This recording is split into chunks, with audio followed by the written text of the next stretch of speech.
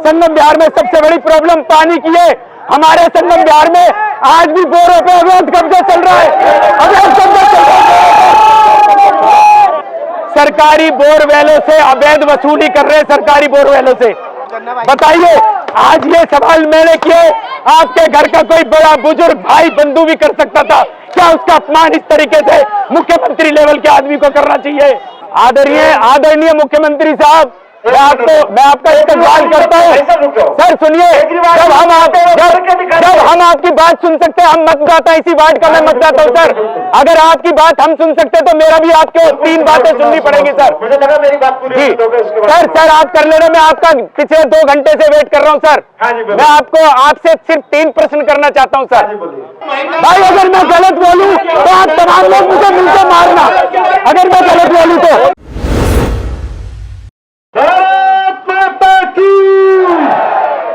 तो आप सबका बहुत बहुत धन्यवाद। इतने इंपॉर्टेंट जिंदगी में, भागदौड़ भरी जिंदगी में आप लोग अपने एमसीडी चुनाव पे चर्चा करने के लिए यहाँ हैं।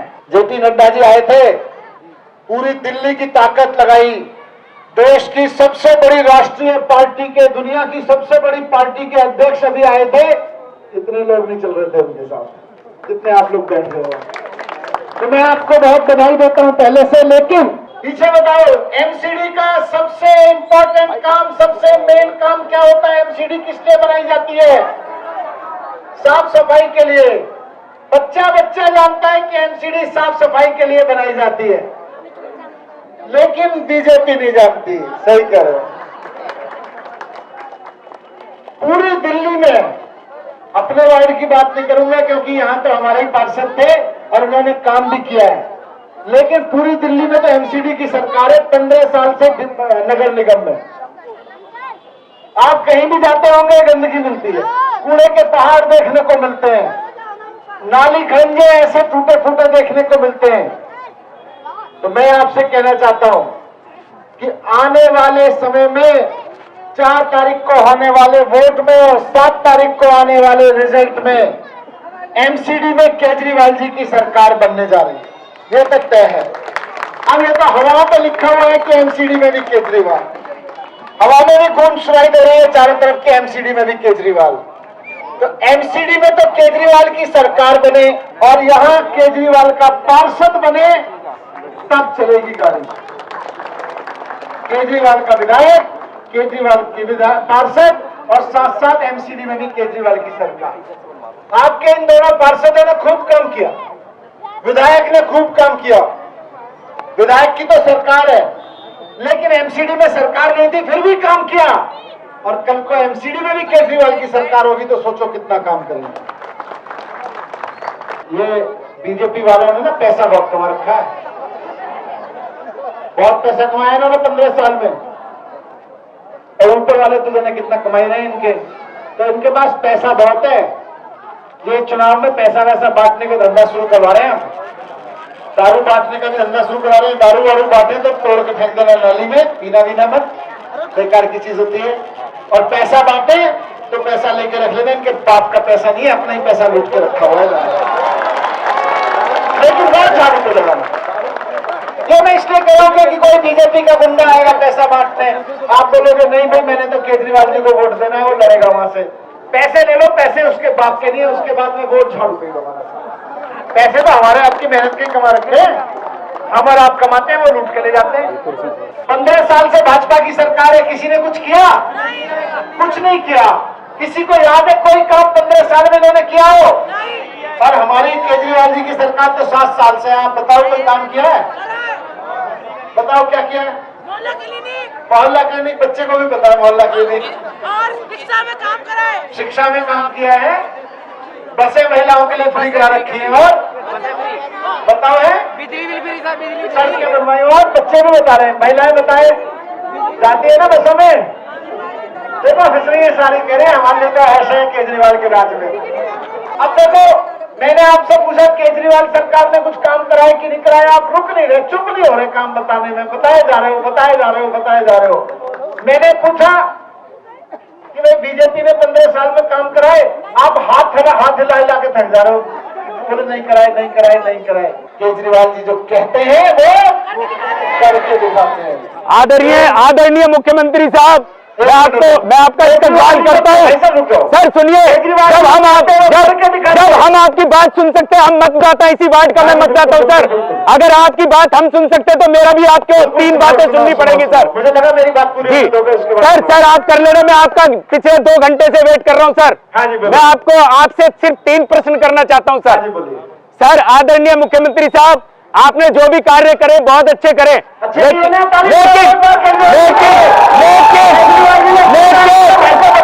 जी सर मेरी बात पूरी नहीं, मेरी बात पूरी नहीं सर, मेरी बात पूरी नहीं हुई,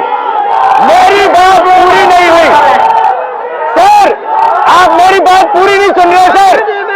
एक मतदाता की बात आप पूरी नहीं सुन रहे, आप मेरी बात पूरी नहीं सुन रहे सर। ये एक मतदाता का अपमान है अगर आप मेरी पूरी बात नहीं सुनते तो। अब आप शोर मचा रहे सर नहीं सर, आप मेरी बात सुनिए सर, मैं आपके अपमान में बात नहीं कर रहा हूं। बोलो तो सही। सर मैं ये कहना चाहता हूं कि वार्ड 169 से मैं यहाँ का मतदाता हूं। पिछले 10 साल से हम आपको वोट कर रहे हैं। जितेंद्र कुमार जीतू जी को जिताने में भी हमने योगदान दिया है। विधानसभा उपाध्यक्ष पद भी मेरा यहाँ से रहा है। लेकिन मेरे प्रश्न 3 ये सर। पहला प्रश्न, 169 वार्ड से क्या हमारी महिलाएं कार्यकर्ता की विंग महिलाएं कार्यकर्ताओं में से कोई जी एक और प्रॉब्लम सर, एक और प्रॉब्लम आप जवाब दीजिएगा। पहली ये कि महिला विंग में से कोई कार्यकर्ता नहीं थी, सिर्फ जितेंद्र कुमार जीतू जी की वाइफ को ही टिकट क्यों दिया गया? क्या आपकी पार्टी भी जातिवाद कर रही है? आपकी पार्टी भी जातिवाद पे चल रही है, परिवारवाद पे चल रही है। दूसरा अफसर,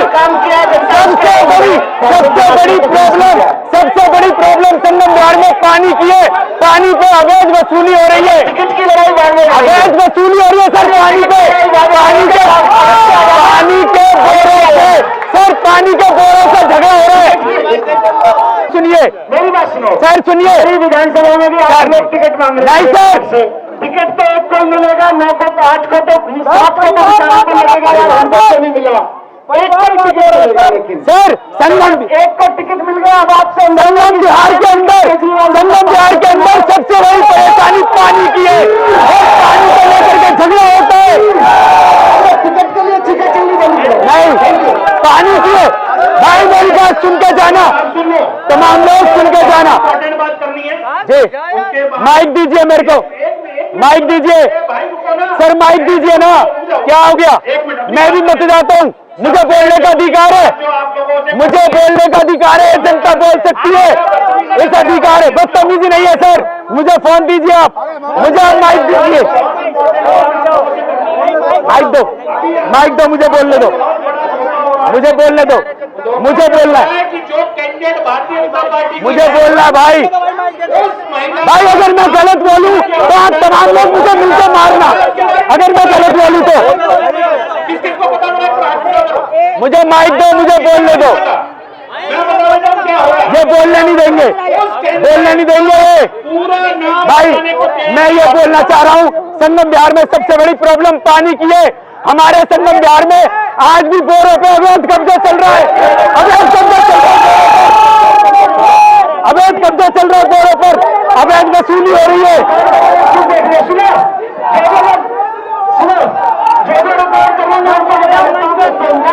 इनको टिकट नहीं मिला तो ज्वाइन कर लिया। जी बहुत बढ़िया सर, बहुत बढ़िया, बिल्कुल सर, बिल्कुल उर्मिला यादव, बोल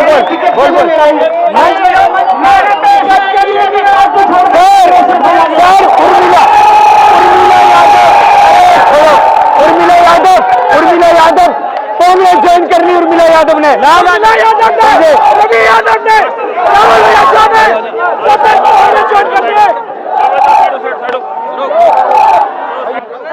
सर, मैं ये बताना चाहता हूं कि संगम बिहार के इस वार्ड के अंदर दुनिया भर के बोर्ड चल रहे हैं।